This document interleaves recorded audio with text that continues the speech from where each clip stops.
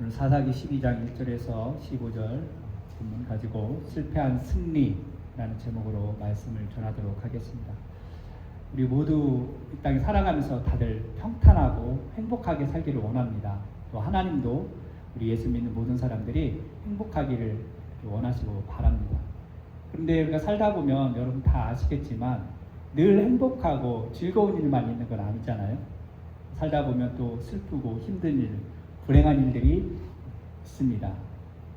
불행한 일들을 여러 가지로 말할 수 있지만 짧게는 부모님이 먼저 돌아가시거나 자녀가 먼저 떠나거나 배우자가 가거나 또 사업이 망하거나 여러 가지 불행한 일들이 참 많습니다. 원치 않는 질병에 걸리거나 행복한 일도 많죠. 자녀가 결혼해서 아이를 낳아서 할아버지 할머니 손자 손녀를 보게 되고 사업이 잘 되고 여러 가지 좋은 일도 참 많이 있습니다. 그러니까 우리의 인생은 살다 보면 업앤다운이 있어요. 성경에도 보면 많은 사람들이 이렇게 굴곡진 인생, 한때는 좋았다가 한때는 어려움을 겪었다가 다시 좋았다가 이런 일들이 반복되는 인생을 사는 사람들이 있는데 많이 있어요. 그 중에 오늘 우리가 읽은 사사 입다가 그 중에 한 사람입니다. 우리가 지금 계속해서 사사 입다를 좀 보고 있는데 입다에 대해서 우리가 한번 말씀드렸죠. 어떤 사람이었습니까? 입다가 태어나 보니까 어머니가 기생이에요. 좋게 말해서 기생이지 좀 심한 언어로 매춘부였죠. 그러니까 서자였습니다. 그러니까 아버지가 있어도 아버지를 아버지라 부르지 못하니까 홍길동 같은 그런 인생을 살았어요. 또 때가 되어서 재산을 분배받아야 되는데 이 배다른 형제들, 정실분에서 난 아들들이 너는 서자이기 때문에 우리랑 재산 나눌 수가 없다. 떠나라. 그래서 눈물을 머금고 그것을 떠나서 토브라고 하는 땅에 정착하게 살았더니 또 거기에서 어중이 떠들이 이딸을 따라와서 또 이렇게 무리지어서 살았던 이야기. 그런 인생을 살았습니다. 그래서 조용히 살고 싶었는데 이제 암몬 자손이 이스라엘을 쳐들어왔죠. 그래서 길르앗 장로들이 찾아와서 입다에게 우리의 머리가 되어달라, 우리의 장관이 되어달라고 했을 때 입다가 그것을 수락을 하고 싸움을 나갑니다. 그렇게 해서 하나님의 영이 우리 입다에게 임하여 이렇게 암몬을 쳐 부시고 이기게 되죠. 그런데 싸움 나가기 전에 지난주에 우리가 살폈죠. 무엇을 했습니까? 경솔하게 서원을 했죠. 내가 싸움에서 돌아와서 이기게 되면 누구든지 아무든지 나를 처음에 맞이하는 사람, 그 사람은 하나님께 번제로 드리겠습니다. 그런데 그때 승리하고 돌아왔을 때 무남 동료 외딸, 귀하고 귀한 그 딸이 아버지를 맞이하러 와서 결국 이 딸을 서원한 대로 이렇게 처녀로 그 인생을 마무리하게끔 하나님께 돌려드리는 그런 인생을 살았습니다. 그러니까 기생의 아들로 태어나고 아버지의 재산도 못 받고 쫓겨나고 그렇지만 큰 용사였기 때문에 길르앗의 머리가 되고 장관이 되는, 그러니까 이렇게 올라갔다 내려갔다 롤러코스터 같은 인생을 살았던 입다였습니다. 시간이 지나고 이제 전쟁도 끝나고 고통스럽지만 하나밖에 없는 딸도 시집도 못 보내고 그냥 이렇게 하나님께 드려지는 그런 삶을 살았습니다. 시간이 지나면 우리말로 세월이 약이다 라는 게 있잖아요. 시간이 점차 지나면 그 아픔도 고통도 조금씩 줄어듭니다. 그래서 마음을 추스려서 사사가 되었기 때문에 길르앗의 우두머리가 되었고 장관이 되었기 때문에 사사 역할을 잘 하면 됩니다. 그런데 이 마음이 추스러지고 있는 상황 가운데에 뜬금없이 갑자기 에브라임 지파가 찾아와서 이제 갈등을 일으키게 됩니다. 그것이 오늘 우리가 읽은 이 사사기 말씀입니다. 12장 말씀. 다시 한번 우리 1절을 한번 보도록 하겠습니다. 자, 1절 읽겠습니다. 시작. 에브라임 사람들이 모여 북쪽으로 가서 입다에게 이르되 내가 암몬 자손과 싸우러 건너갈 때에 어찌하여 우리를 불러 너와 함께 가게 하지 아니하느냐? 우리가 반드시 너와 내 집을 불사르리라 하니. 복잡한 마음이 있어요. 암몬을 이겼지만 딸을 그렇게 처녀로 보냈어야 하는 그런 상황인데 에브라임 지파가 찾아와서 시비를 겁니다. 그냥 시비를 거는 것도 아니고 오늘 성경이 아주 심한 말을 하죠. 반드시 너와 내 집을 불사르겠다. 왜 싸우러 갈 때 우리를 부르지 아니하였느냐. 그 이후로 불사르겠다라고 이야기를 해요. 여러분, 이 이야기 어디서 많이 본 것 같지 않습니까? 우리가 지금 계속해서 사사기를 보고 있는데, 이 이야기가 사사기 8장에 나왔던 사사 기드온과 그 이야기, 기드온에게 찾아왔던 에브라임 지파 사람들의 이야기와 어떻게 굉장히 똑같은 구조로 이야기가 되고 있어요. 기드온이 미디안과 싸워서 승리하고 돌아왔죠. 그때 에브라임 사람들이 찾아와서 왜 우리를 부르지 아니하였느냐라고 했습니다.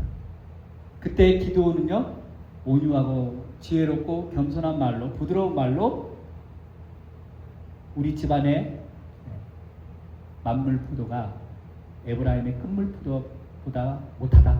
너희들이 끝물 포도가 훨씬 낫다 하면서 그 에브라임 지파, 시비 거는 에브라임 지파를 잠잠해서 그들을 돌려보냈습니다.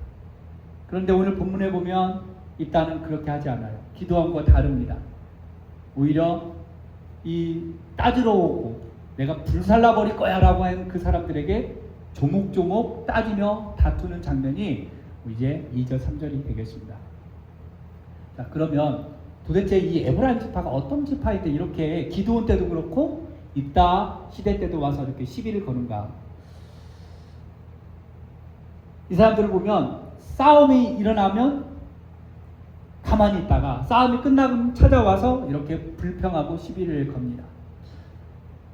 기드온 때 시비를 걸어서 기드온이 칭찬해주고 소위 말하면 우쭈쭈 해주니까 이들이 기분이 좋아서 돌아갔어요. 똑같은 상황이 되니까 아마 이때에도 입다에게 이렇게 우리가 또 불평하면 입다도 기드온처럼 우리를 우쭈쭈하고 우리를 좀 인정해주고 칭찬해줄 것 같다라고 하는 어떤 이득이 있을까 하여 이렇게 했던 거죠. 이것은 굉장히 잘못된, 자기의 이익만 챙기려고 하고 체면만 챙기려고 하는 그런 옳지 못한 그런 행동을 하는 것이 에브라임 지파라는 거죠. 그러면 에브라임 지파는 힘이 없어서 싸움을 동참하지 않았을까요? 에브라임 지파는 군사력이 없었을까요? 그렇지 않습니다. 에브라임 지파는요, 군사력도 있었고 인구가 적지도 않았어요. 땅도 넓었습니다. 구약성경 여러분 쭉 살펴보시면 알겠지만 에브라임 지파는요, 12지파 중에서 가장 으뜸이 되는 지파예요. 쉽게 말하면 유다 지파와 더불어서 쌍벽을 이루는, 어깨를 나란히 하는 대표적인 지파입니다. 여러분 성경 읽어보시면 에브라임 지파를 북이스라엘 대표처럼 이야기할 정도예요. 또 에브라임 지파에서 누가가 나왔습니까? 출애굽의 영웅 여호수아도 에브라임 지파였어요. 그만큼 능력 있는 지파였는데 어찌된 일인지 전쟁만 났다 하면 모습을 감춥니다. 이런 에브라임 지파의 그 행동에 대해서 성경은 그렇게 긍정적으로 평가하지 않습니다. 시편 78편 8절에서 11절 말씀을 우리 같이 한번 읽어보도록 하겠습니다. 시편 78편 8절에서 11절입니다. 같이 읽겠습니다. 시작. 그 열조 곧 완고하고 패역하여 그 마음이 정직하지 못하며 그 심령은 하나님께 충성치 아니한 세대와 같지 않게 하려 하심이로다. 에브라임 자손은 병기를 갖추며 활을 가졌으나 전쟁의 날에 물러갔도다. 저희가 하나님의 언약을 지키지 아니하고 그 율법 준행하기를 거절하며 여호와의 행하신 것과 저희에게 보이신 기사를 잊었도다. 성경 시편에 보면 에브라임 지파가 활을 갖추고 병기가 있었지만 전쟁의 날에서는 물러갔대요. 사실 이스라엘이 전쟁이 나면 이방 민족이 쳐들어오면 연합해서 그렇게 싸워야 되는 거예요.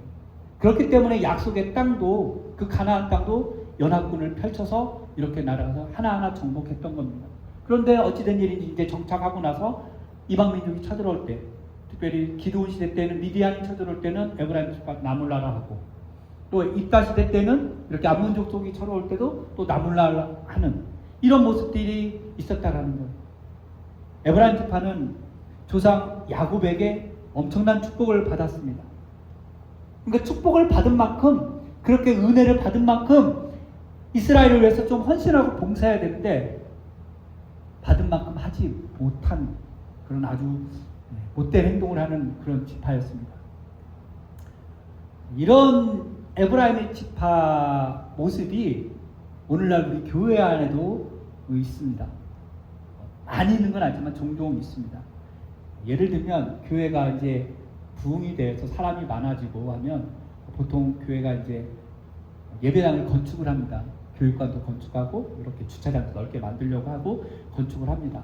그럼 건축을 하면 보통 뭘 하죠? 헌금을 합니다. 그래서 교회에서 헌금을 하고 그것을 모아요. 그래서 건축을 시작하고 건축이 다 완성되는데 모든 성도들이 다 같이 한 마음으로 하면 좋은데 꼭 거기에서 불평불만하면서 아니 지금 예배당 뭐 이렇게 있는데 또 뭐 예배당을 크게 지읍니까? 예배 횟수를 좀 늘리면 되지 않겠습니까? 하면서 동참하지 않아요. 불평합니다. 그리고 예배당이 다 완성이 되고 입당을 하게 되면 자기가 한 것처럼 와서 또 합니다. 뿐만 아니라 선교도 마찬가지죠. 교회에서 선교를 하겠습니다 하고 막 선교 헌금도 하고 선교사님들을 위해서 기도도 하고 그렇습니다. 아이 무슨 선교야, 우리 교회가 지금 어려운데 선교는 나중에 합시다 하고 또 선교에 동참하지 않는, 또 구제합시다 했을 때 또 구제도 뭐 구제냐고, 교회의 어떤 모든 그런 선한 이 사업에 동참하지 않고 또 선교가 잘 되고 또 구제가 잘 돼서 칭찬 들을 때 동참하지 않았던 사람들이 은근슬쩍 자기도 거기에 영광을 취하려고 숟가락을 얹는다는 거예요. 우리나라 표현은 뭐예요? 잔치상에 숟가락 얹는다고. 이런 모습이 교회 안에 있다라는 거죠. 다 그렇다는 건 아니고, 전 바라기는 우리 교회가 개척한 지가 얼마 되지 않았고 사람도 그렇게 작지만 혹시라도 하나님께서 은혜를 주셔서 교회에 큰 어떤 일들을 할 때 나물나라 하고 뒤로 빠졌다가 다 끝나고 나면 본인이 한 것처럼 이렇게 숟가락을 얹는 그런 옳지 못한 행동을 하는 성도들이 없기를 바라면서 이런 말씀을 한번 생각해 보았습니다. 이렇게 가졌음에도 불구하고 능력이 있음에도 불구하고 어려울 때 나물나라고 하는 그런 에브라임 지파의 모습이 그렇게 좋지 못합니다. 그렇기 때문에 입다가 굉장히 화를 나고 다투었던 거예요. 자, 한번 4절을 이제 다시 한번 보겠습니다. 4절 보겠습니다.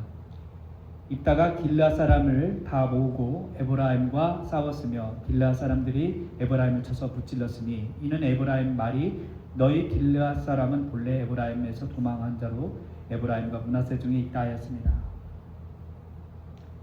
에브라임이 이렇게 시비를 걸고 내가 너와 너의 집을 불살라버릴 거야 라고 이렇게 강력하게 나오니까 참지 못하고 이제 싸우게 됩니다.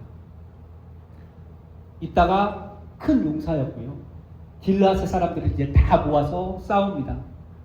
그리고 그 싸워서 이기게 되는데, 이기는데 그냥 끝나면 좋은데 끝까지 싸워요. 오늘 성경에 보면 그렇게 끝까지 싸워서 전멸시키려고 합니다. 그래서 이 나루터, 강가에 있는 나루터까지 거기에 딱 먼저 가서 기다리고 있다가 도망치는 에브라임 사람들을 만나요. 거기에서 이 에브라임 사람인지 아닌지, 왜냐하면 같은 이스라엘 사람들이고 민족이니까 얼굴 형태가 비슷하니까 에브라임 사람인지 아닌지 모르잖아요. 그래서 오늘 성경 우리가 읽은 대로 굉장히 재밌는 표현을 하고 있죠. 말을 시켜봅니다. 십볼래 해보라고. 근데 에브라임 사람들은 십볼래를 발음을 못하고 십볼래 이런 거예요. 그래서 발음을 못하면 너는 에브라임 사람, 그래서 그대로 말하는 것 때문에 확인이 돼서 그냥 죽입니다. 이게 우리가 참 이해가 안 가니까 우리 한국 사람 말로 해볼게요. 한국에도 그 억양 있잖아요.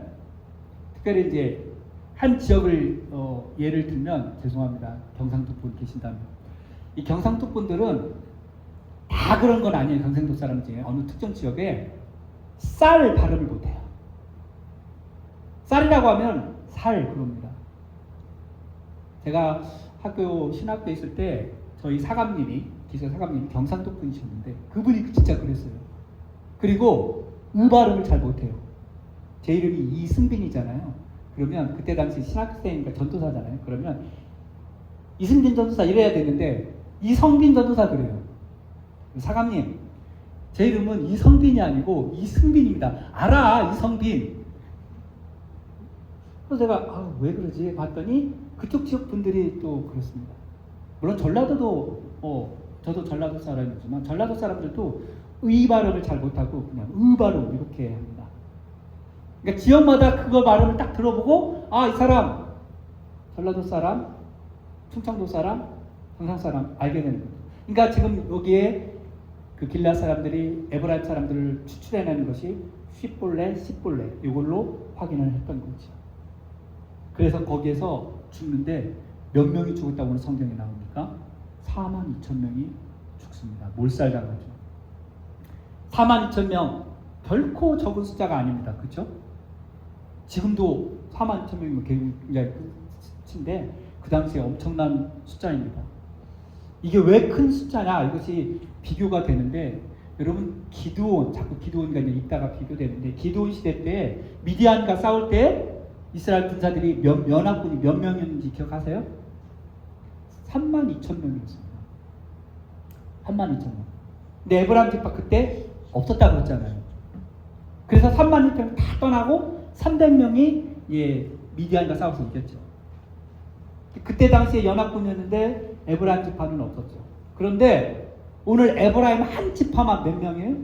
성경에 보니까 엄청나게 많이 있죠. 4만 넘게. 죽은 게 42,000명. 그러니까 연합군들보다 더 많은 게 에브라임 지파였던 거예요. 10,000명이나 더 있는 엄청난 숫자였어요. 그러니까 힘 있는 지파였는데 함께 하지 않았어요. 그런데 입다와 길라 사람들이 이 42,000명을 다 몰살시켜요. 승리했죠. 어쨌든 결과적으로는 이겼습니다. 그런데 이거는 진정한 승리가 아니고 오늘 설교 제목처럼 실패한 승리가 되겠습니다. 왜냐하면 이방 민족과 싸워서 즉 입다가 암몬 자손과 싸웠을 때의 승리는 진정한 승리, 하나님의 영이 함께하여 싸워서 이긴 진정한 승리이지만 오늘 에브라임과 지파가 싸울 때는 하나님의 영이라는 이야기도 없고요, 자기의 어떤 울분과 이것 때문에 분노 때문에 싸워서 자기 민족을 몰살시키고 전쟁에서는 이겼지만 사실은 동족 상잔의 비극이 있었다는 거예요. 왜 이러한 실패한 승리를 입다가 했을까요? 두 가지로 살펴볼 수 있는데요. 이거는 기드온 때와 마찬가지입니다. 그것을 생각해보면 알 수 있어요. 첫 번째로 입다가 이렇게 실패한 승리를 한 이유는 싸움의 대상을 제대로 알지 못했기 때문에 그렇습니다. 입다에게 있어서 싸움의 대상은 에브라임 지파가 엄밀하게 말하면 아니에요. 입다는 사사였기 때문에 누구와 싸워야 되냐면 이방 민족, 대표적으로 암몬과 싸웠잖아요. 이방 민족과 싸워야 되는 거예요. 마찬가지로 에브라임도 입다와 길라 사람들과 싸울 게 아니에요. 누구랑 싸워야 되느냐? 그 주변에 있는 이방 민족들과 싸워야 되는 거예요. 그러니까 입다도 그렇고 에브라임도 그렇고 자기의 적이 누군지, 원수가 누군지, 싸워서 진멸시켜야 할 상대가 누군지를 알지 못한 거예요. 자기의 어떤 분노와 그런 이기심 때문에 그것이 판단력을 흐리게 해서 자기 동족을 죽였다라는 거예요. 근데 같은 동족이지만 또 그 동족 가운데 정말 가까운 동족이에요. 12지파가 있었잖아요. 12지파가. 그렇죠? 그러면 이 에브라임 지파와 형제되는 지파가 누구냐? 므낫세 지파입니다. 그러면 입다는 어느 지파 사람이냐? 므낫세 지파 사람이에요. 왜? 우리 성경에 보면 입다 이야기할 때 입다가 길르앗 사람이라고 했잖아요. 므낫세 지파라는 사람 나오진 않습니다. 근데 이 므낫세 지파라는 말은 아니고 이 므낫세 자손 중에 길르앗 자손이 있었기 때문에 그렇습니다. 그러니까 민수기 26장 29절에 이렇게 되어 있어요. 민수기 26장 29절에 제가 읽어보겠습니다. 므낫세 자손 중 미갈락에서 난 자손은 마갈 종족이라 마갈이 길르앗을 낳았고 길르앗에서 난 자손은 길르앗 종족이라. 그러니까 길르앗 종족이 한마디로 말해서 입다 자손, 입다가 포함되어 있는 거예요. 그러니까 에브라임 지파와 이 입다는 정말 친가족과 같은, 다른 유다 지파나 시므온 지파, 레위 지파하고는 차원이 다른 거예요. 완전 피가 섞인 거예요. 왜? 야곱이 죽기 전에 12아들을 축복해 주잖아요. 그죠? 르우벤부터 시작해서 축복을 쭉 해줍니다. 근데 요셉을 축복할 때는 요셉을 축복하지 않았어요. 누구를 축복했어요? 요셉의 두 아들 므낫세와 에브라임을 축복해 줬습니다. 그런데 거기에다가 말씀드렸지만 므낫세가 장자인데 장자의 축복을 에브라임에게 한 거예요. 손을 엇갈려 가지고. 그러니까 어찌됐든 간에 이 므낫세와 에브라임은 요셉의 아들이고 아주 가까운 지파입니다. 그런데 그 지파끼리 지금 전쟁이 나서 아주 깡그리 죽이는 4만 2천 명이 죽는 일이 일어났다는 거예요. 그러니까 잘못된 어떤 선입견과 그런 분노 때문에 적을 오해하고 제대로 인식하지 못하고 형제 지파를 섬멸시키는, 그래서 이따가 승리했지만 씁쓸한 승리, 실패한 승리라고 볼 수 있는 거예요. 그러니까 제대로 파악하지 못하면 이런 일들이 있고요. 또 실패한 승리를 할 수밖에 없었던 건 뭐냐면 이따가 온유하고 부드럽고 지혜로운 말을 하지 못한 거예요. 기드온처럼. 기드온은 에브라임 지파가 찾아왔을 때 겸손하게 온유하게 에브라임 지파를 인정해주면서 높여주면서 싸움을 진정시켰습니다. 그런데 일단은 그렇게 하지 못했어요. 지혜롭지 못했어요. 참지 못했어요. 여러분, 이따가 암몬과 전쟁할 때 바로 싸움하지 않은 거 우리가 지난주에 봤죠?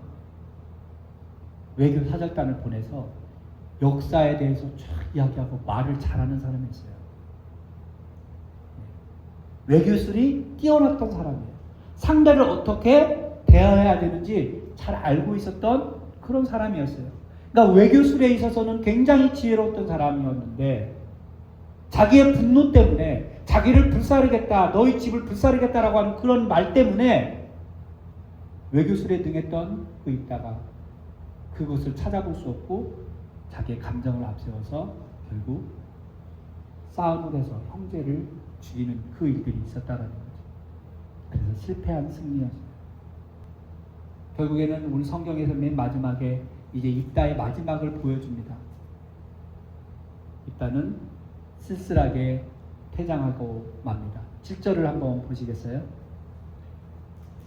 7절에 보면 마지막 입다를 이야기합니다. 7절을 보면 같이 한번 읽어보겠습니다. 7절.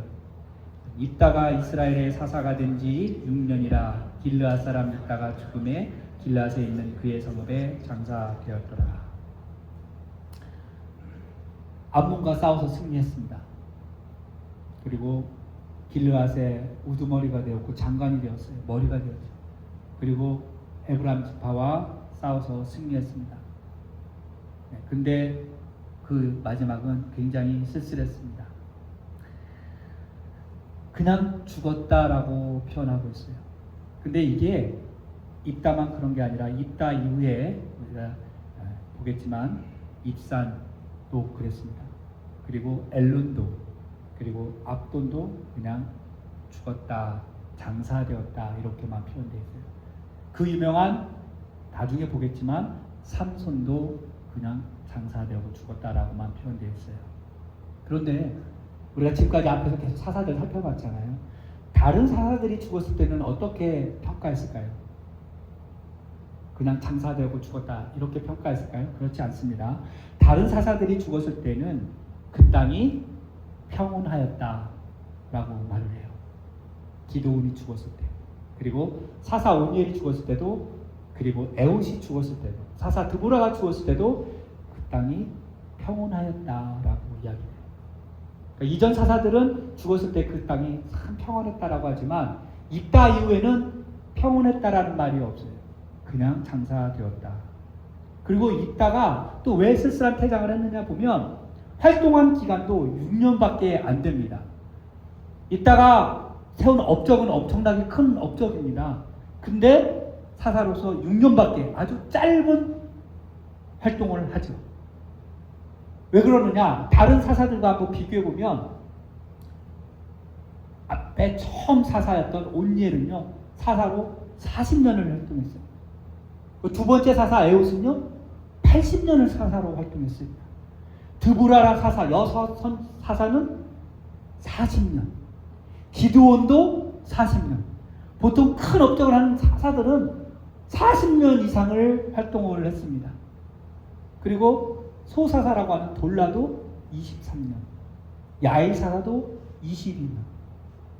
그리고 그 뒤에 나오는 입다 이후에 나오는 사사 몇 년이라고 나오냐면 좀 더 볼게요.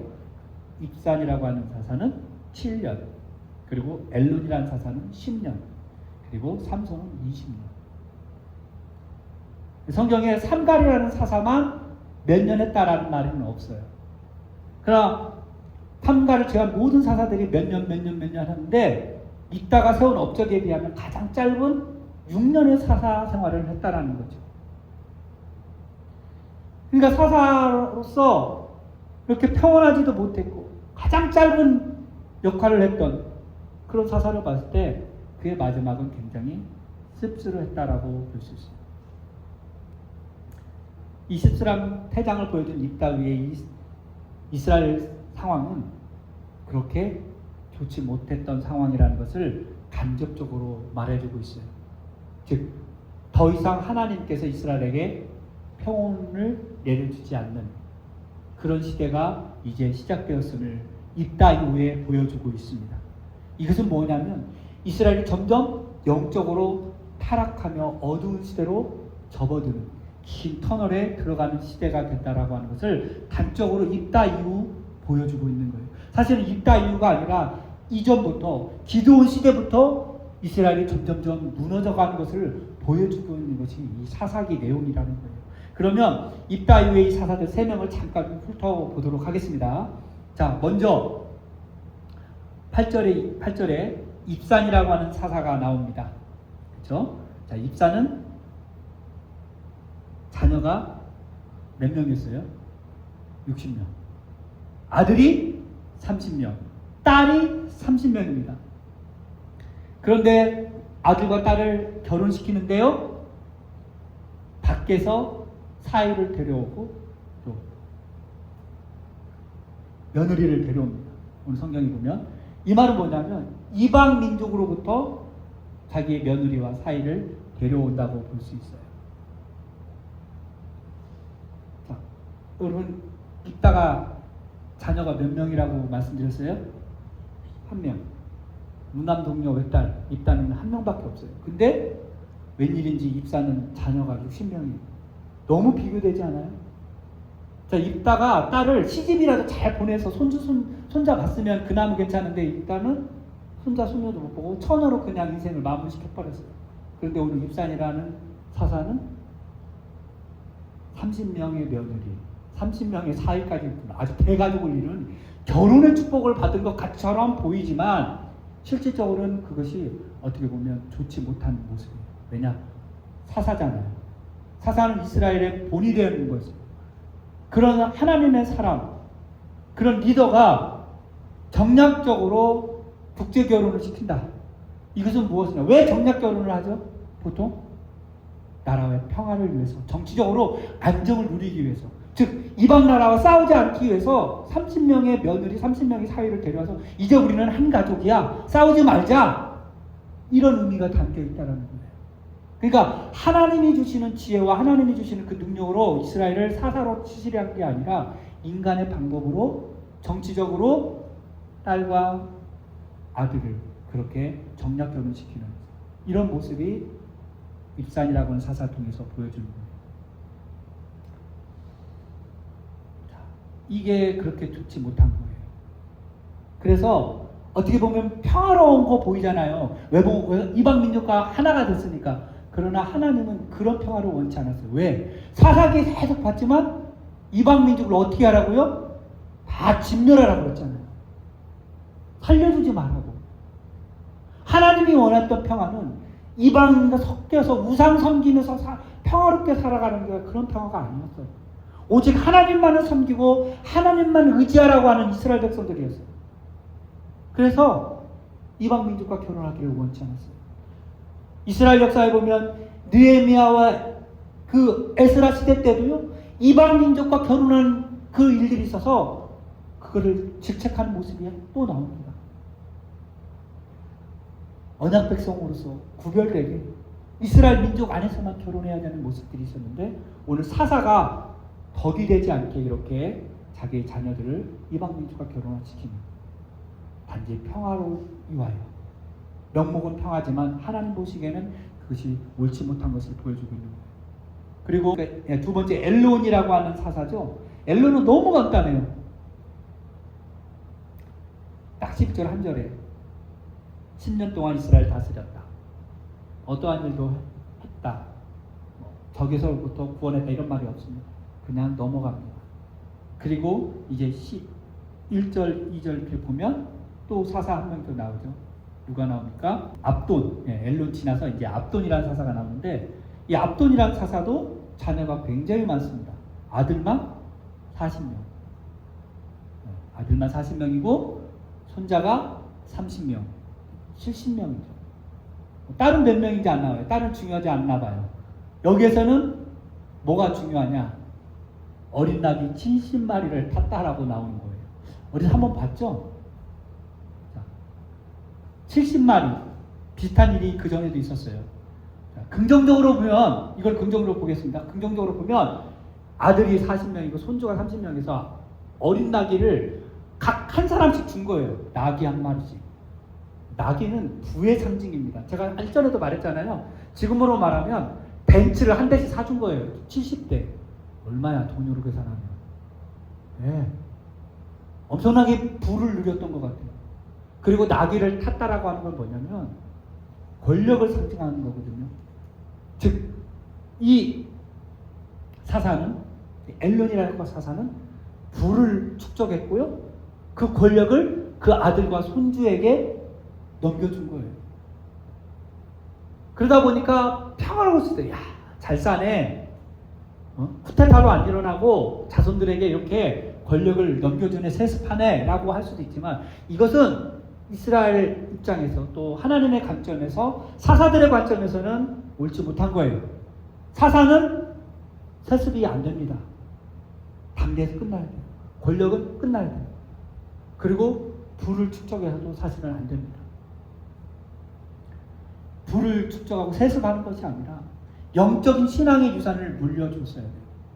그런데 이 사사들 공통점은 어디 봐도 영적으로 이스라엘을 이끌었다는 말이 없어요. 권력을 세습해주고 부를 세습해주는 사사의 모습. 세상적으로 봐서는 참 잘했다고 하지만 하나님의 입장에서 영적으로 봤을 때는 이것은 결코 잘한 모습이 아니라는 거예요.